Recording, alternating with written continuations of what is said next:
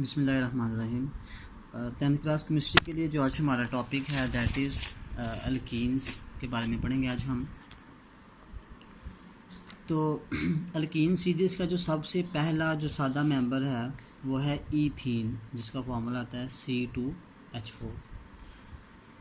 Alkenes को olefins का नाम भी दिया जाता है, और ये जो ओलेफिन्स है ये एक लतीनी ज़ुबान का लफ्ज़ है जिसका मतलब होता है ऑयल फॉर्मिंग। ठीक है, यानी अल्कीन्स ऐसे कंपाउंड हैं जो ऑयल बनाते हैं, या कहने की जब भी रिएक्शन करते हैं तो कोई ना कोई जो कंपाउंड बनता है तो वो ऑयल फॉर्म में होता है।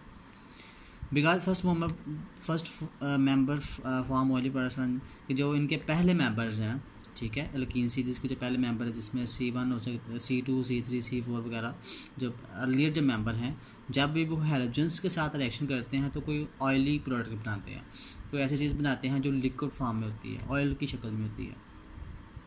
कुछ अल्कीन्स के मालिक्यूलर कंडेंस स्ट्रक्चर जो क्रॉस डॉट फार्मूला जो है वो उन्होंने टेबल आगे नेक्स्ट शो किए हुए हैं। तो उसमें जो सबसे पहला है दैट इज़ पहले मेंबर है ईथीन C2H4, जिसका ये कंडेंस फार्मूला आता है, मतलब इसकी डेफिनेशन पड़ी हुई है जिसमें एटम्स की जो अरेंजमेंट होती है उसने शो की होती है। ये स्ट्रक्चर फार्मूला है इसी का, मतलब ये देखें ना H2C डबल बॉन्ड CH2 का, जिसका मतलब है ये वाली ये कार्बन एटम है, ये डबल बॉन्ड सेंटर में बना हुआ है, उसके बाद फिर ये कार्बन है, ये H2 है तो उसका मतलब है एक है हाइड्रोजन यहाँ पे अटैच है, यहाँ पे भी H2 है तो एक हाइड्रोजन यहाँ पे, ये स्ट्रक्चर शो की हुई है। उसके बाद ये इसका क्रॉस एंड डॉट फार्मूला है। क्रॉस एंड डॉट फार्मूला में ये होता है कि इलेक्ट्रॉन्स को क्रॉस और डॉट की मदद से रिप्रेजेंट किया जाता है। तो सिंपल यहाँ पे ये कार्बन है तो इसके साथ ये डॉट्स लगे हुए हैं, ठीक है, यानी ये 3 डॉट और मतलब है ये कार्बन के इलेक्ट्रॉन्स हैं, ये क्रॉस लगा हुआ है तो ये इसका मतलब हाइड्रोजन का सिंपल, ठीक है। उसी तरह अब ये कार्बन है तो इसी साथ भी इलेक्ट्रॉन्स हैं, मतलब यहाँ पे भी डॉट क्रॉस लगा हुआ है, वो रिप्रेजेंट कर रहा है इलेक्ट्रॉन्स को। तो उसके बाद नेक्स्ट मेंबर होता है प्रोपेन, या इसको प्रोपाइलिन भी बोल लेते हैं। उसका हमारे का फार्मूला ये होता है C3H6, मतलब सिंपल ये है ना, एक कार्बन का एडिशन होता है ना, यहाँ पे कार्बन नंबर 2 है, यहाँ पे कार्बन 3 हो गया है, और 2 हाइड्रोजन का इजाफा होता है, यहाँ पे 4 है, यहाँ पे 6 हो गया। ये 3 कार्बन है, 1 2 3 कार्बन है, यानी ये बेसिक कंडीशन है ना। अल्कीन्स में डबल बॉन्ड होता है, ये डबल बॉन्ड होने का होना लाजमी है। बाकी जो है वो इसमें कार्बन की वैलेंसी पूरी करनी होती है, 4 बॉन्ड बनाते हैं, 4 वैलेंसी पूरी करनी होती है। ये इसका कंडेंस फार्मूला है, ये सेक्शन ओपन की है। ये अगर देखें ये कार्बन है, H3 है तो साथ में 3 हाइड्रोजन अटैच किए हुए हैं, 1 2 3। उसके बाद ये सिंगल बॉन्ड ये वाला इस कार्बन के साथ बना हुआ है, इस कार्बन के साथ इस कार्बन के साथ बॉन्ड बना हुआ है, ये H इसको ऊपर अटैच किया हुआ है। उसके बाद ये डबल बॉन्ड है, फिर ये वाली कार्बन, उसके बाद H2 तो इसका मतलब साथ में 2 हाइड्रोजन अटैच किए हुए हैं। तो ये इसका स्ट्रक्चर फार्मूला आ गया। उसी तरह जब इलेक्ट्रॉन्स की मदद से इलेक्ट्रॉन्स को डॉट क्रॉस की मदद से रिप्रेजेंट करेंगे तो वो बन जाएगा क्रॉस एंड डॉट फार्मूला।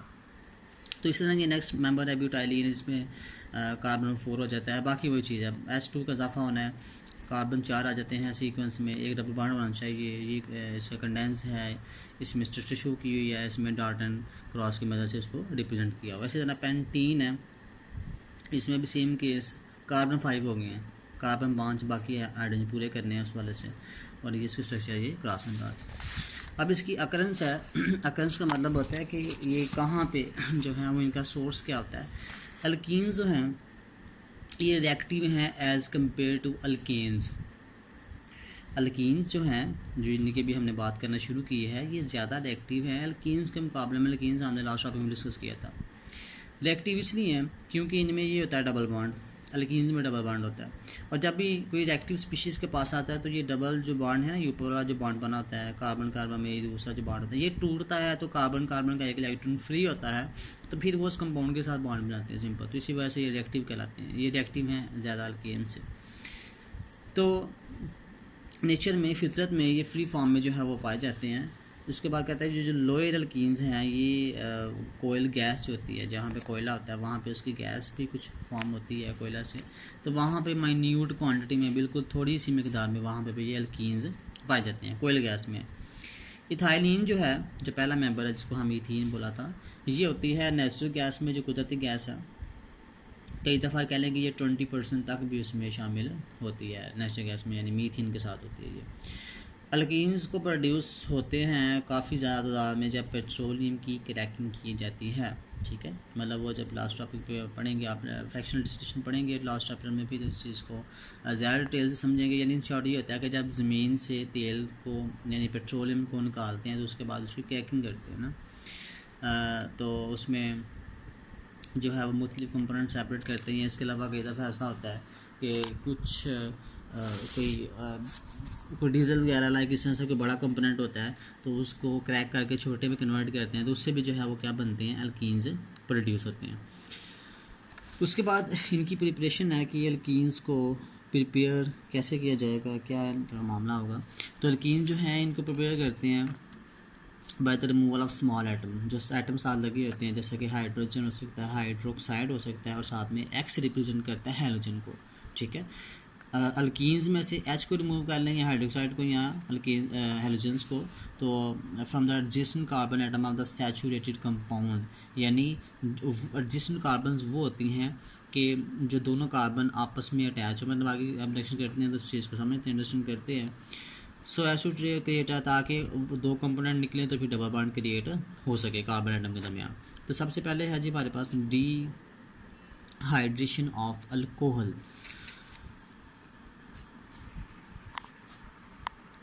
सबसे पहला जो टॉपिक है जी प्रिपरेशन का, that is dehydration of alcohol. Dehydration का मतलब होता है removal of water, removal of water. और उसके बाद अल्कोहल्स के बारे में पढ़ा हुआ है कि वो कंपोनेंट जिनका फंक्शनल ग्रुप OH होता है, हाइड्रोक्साइड, वो अल्कोहल्स कहलाती हैं। तो ज़्यादा इसको पढ़ते हैं किस में किस तरह से होती है डीहाइड्रेशन। तो जो हाइड्रेशन होती है उससे जो है वो हम ईथीन तैयार करते हैं। केमिकल की जो इक्वेशन है वो कुछ इस तरह से होती है CH3CH2OH।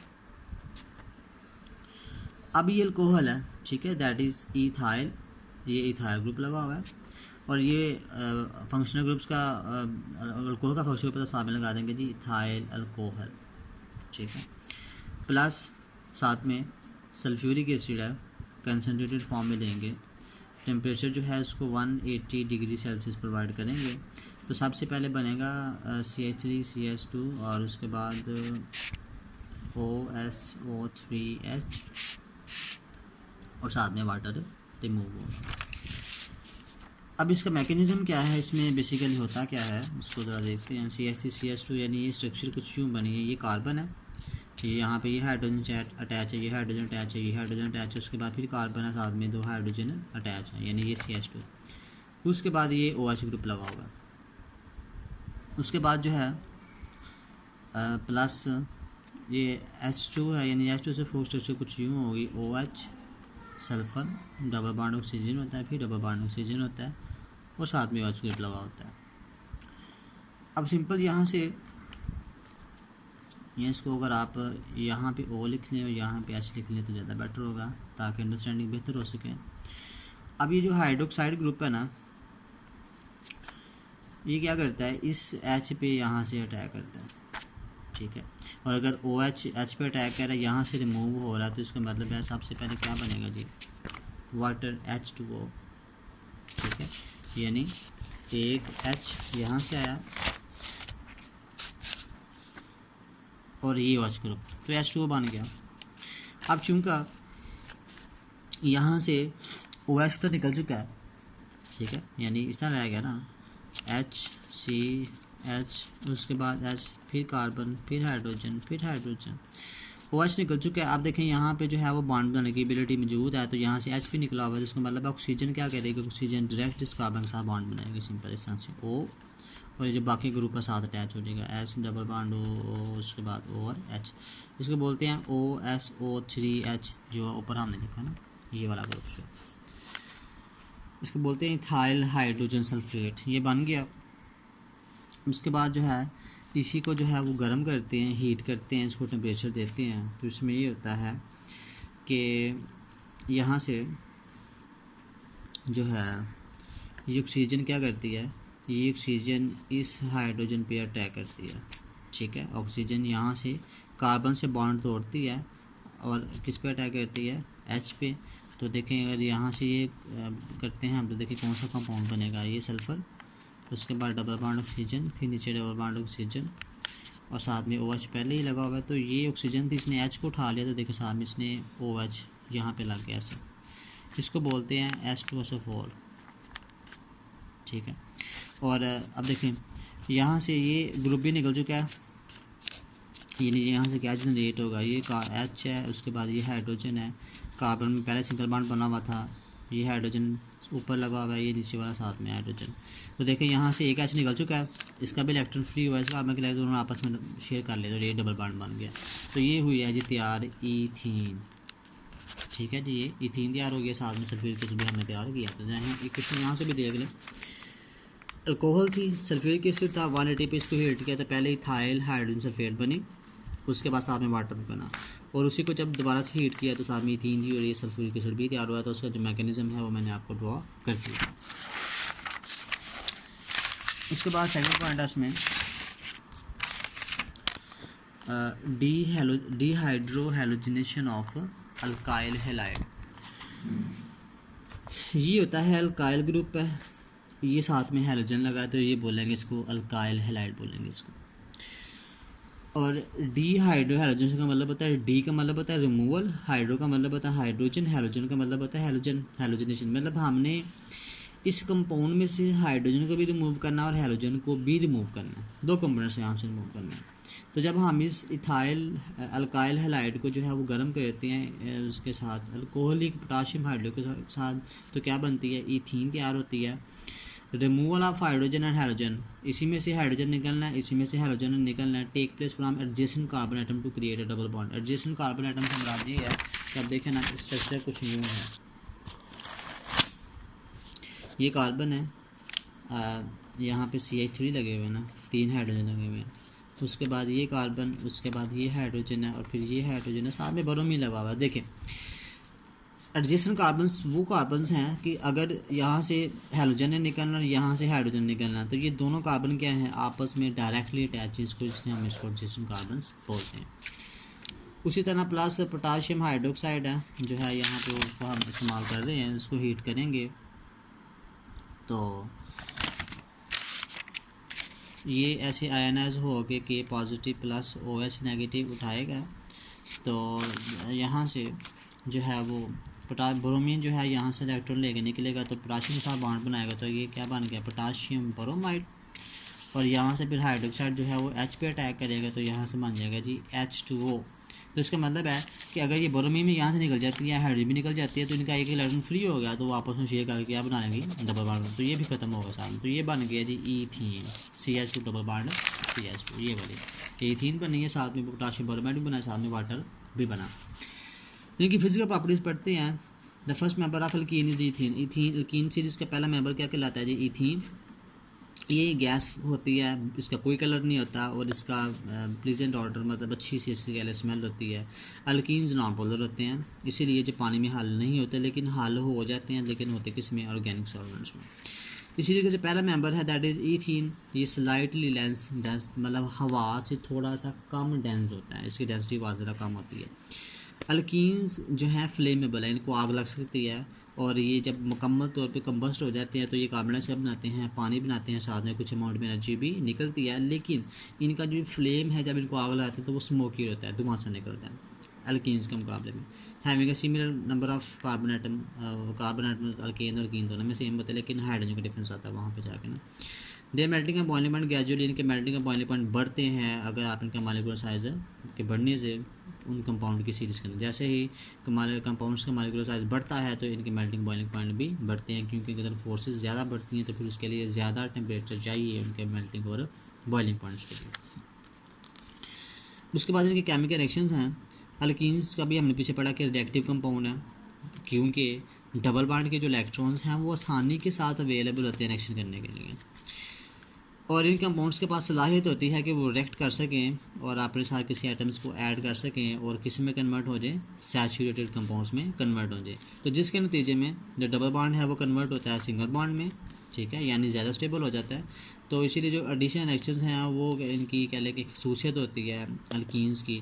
अब एडिशन रिएक्शंस क्या होते हैं, ये वो रिएक्शंस हैं जिसमें कोई प्रोडक्ट बने, किस तरह से, by the addition of some reagent, मतलब कोई रीजन ऐड हो, लाइक हाइड्रोजन, मालिकुलर हाइड्रोजन हो सकती है, मालिकुलर क्लोरीन हो सकती है वगैरह, किसी अनसैचुरेटेड ऑर्गेनिक कंपाउंड। इसका मतलब है कि अगर अल्कीन्स या अल्काइंस में अगर ये कंपोनेंट ऐड होते हैं तो इसको बोलते हैं जी एडिशन रिएक्शंस, ठीक है, यानी इनके ऐड होने से जो प्रोडक्ट बनती है उसको हम एडिशन रिएक्शन बोलते हैं। तो इस प्रोसेस में क्या होता है कि डबल बॉन्ड का one of the bond of double bond are get broken and two new single bonds are, तो एक जो डबल बॉन्ड टूटता है तो दो नए सिंगल बॉन्ड बनते हैं। तो सबसे पहले पढ़ते हैं that is hydrogenation of alkenes. Hydrogenation का मतलब होता है एडिशन ऑफ हाइड्रोजन, हाइड्रोजन को ऐड करना, किस में ऐड करना है, अल्कीन्स में, ठीक है। Hydrogenation mean addition of molecular, ये मालिक्यूलर हाइड्रोजन, इसमें दो आइटम होते हैं हाइड्रोजन के, टू एन अनसैचुरेटेड, तो ये होते हैं अनसैचुरेटेड, यानी अनसैचुरेटेड वो होते हैं जिसमें डबल या ट्रिपल बॉन्ड होता है, ये टाइप जिसमें हमने पढ़ी हुई है।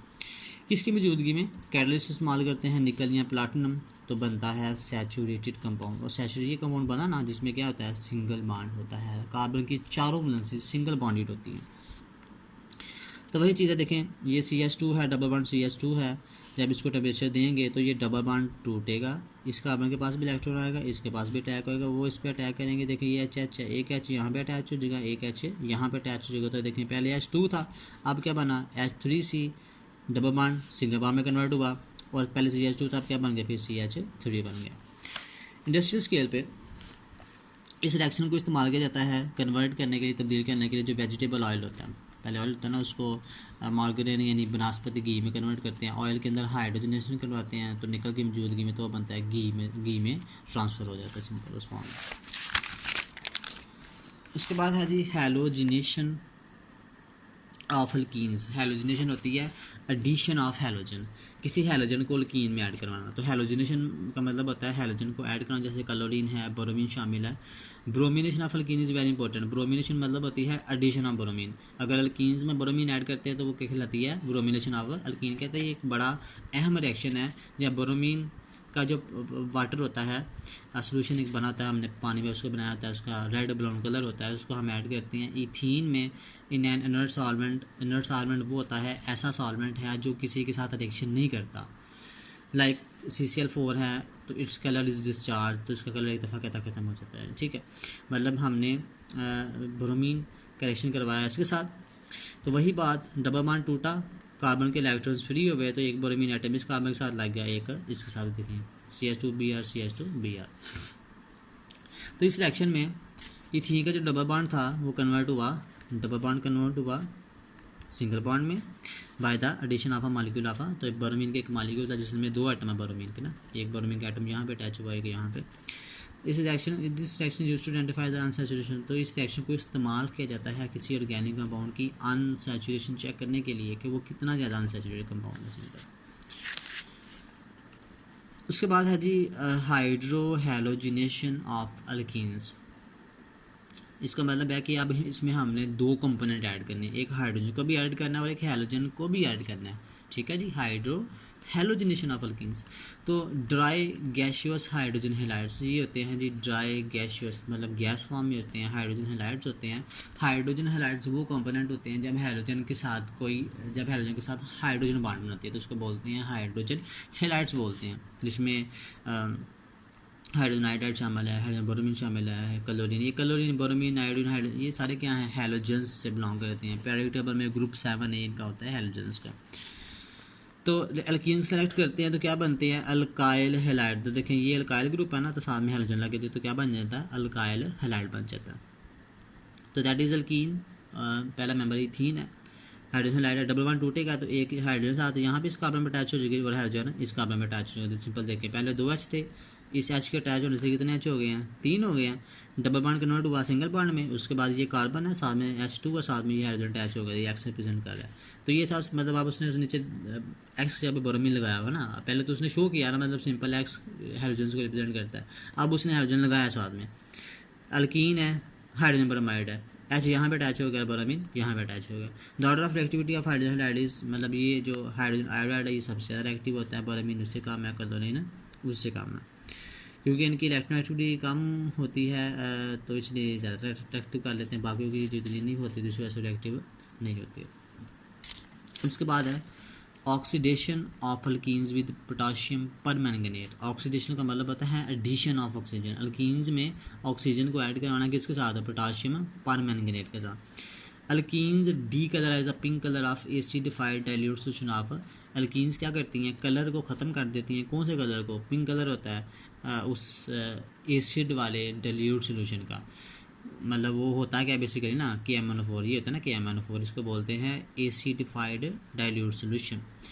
बिकॉज क्योंकि the double bond electron react with manganate ions, क्योंकि इस डबल बॉन्ड के जो इलेक्ट्रॉन्स हैं वो मैंगनेट आयंस का रिएक्शन करते हैं, which further goes on to form, जो मजीद रिएक्टर के क्या बनाते हैं, मैंगनीज ऑक्साइड, और साथ में बनता है इथाइल ग्लाइकोल, ये वाला जिसको हम 1,2 इथेन डायोल भी बोलते हैं। Such as ethene is addition of 2 hydroxy group add था, जिसका मतलब है कि यहाँ पे 2 हाइड्रोक्सी ग्रुप ऐड होते हैं। देखें ना, CH2 था, डबल बॉन्ड CH2, ये डबल बॉन्ड टूटा, इनके इलेक्ट्रॉन्स दोनों के फ्री हुए, यहाँ से हाइड्रोक्साइड ग्रुप आए इनके साथ, एक OH इस कार्बन के साथ जुड़ा, एक OH ये इस कार्बन के साथ अटैच हो गया, तो देखें डबल बॉन्ड कन्वर्ट हो गया सिंगल बॉन्ड में।